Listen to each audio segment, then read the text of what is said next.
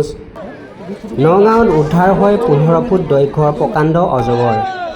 নগাঁও চহৰৰ কাষৰীয়া বৰভেটি স্বস্তিক দাসৰ ঘৰত শনিবাৰে নিশা গৃহস্থই প্ৰত্যক্ষ কৰে প্ৰকাণ্ড অজগৰটো।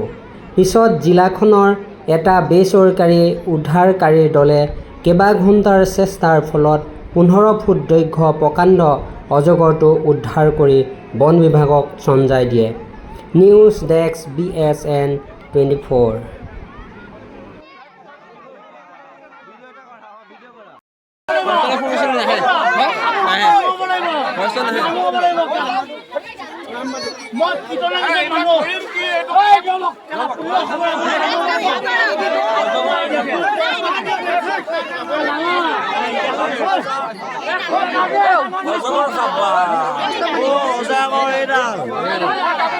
এটা কো পায়